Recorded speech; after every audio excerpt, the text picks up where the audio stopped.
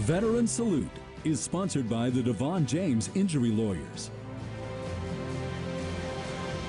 When a Wichita soldier reported for duty in the Army in 2009, his unit was not on the deployment list, but in no time he was headed to war. Gwen Bevel and photojournalist Nick Kiefer share his story in tonight's Veteran Salute.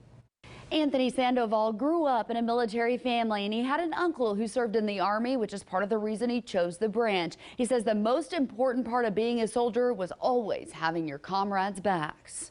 We'd dig it up out of the ground and blow it up on the side of the road and keep moving. Anthony Sandoval is talking about his job with the 101st Airborne. The road's only as clear as long as you can physically see it. Combat engineers were the ones tasked with clearing the way. If they wanted to get anywhere overseas, you have to have an engineer company in front of them. Sandoval says they relied heavily on technology. So that's why we put the ground penetrating radar in front. He says they were looking for improvised explosive devices. We clear minefields. He drove a Husky. My vehicle was designed to get blown up. It was only made for one man. If anybody was going to get blown up, I wanted it to be me, because whenever someone behind me got blown up, that means I messed up on my job. He vividly remembers the first time he was blown up. It's just remember looking out my window and I was next to a big hole in the ground, and I was like, oh, I just got blown up. That happened 3 times. Ears ringing,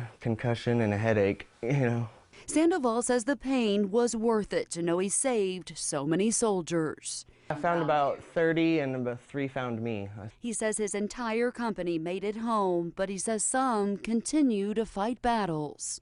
I have some friends who I know are struggling. He says he's doing better now, and years after he returned from Afghanistan, he's finally moving through the process to get some help through the VA. There are soldiers out there that need it more than me, or I came back with all my limbs, so it's not really a service that I wanted to take advantage of. He says he feels like he already got so much for his service. I love the things the military taught me. It taught me a lot of good life lessons. Sandoval says that sometimes the enemy wouldn't even activate the explosives until they saw the U.S. troops coming. He says you could be driving over those explosives for months, and then all it would take was for them to set them off by attaching a battery.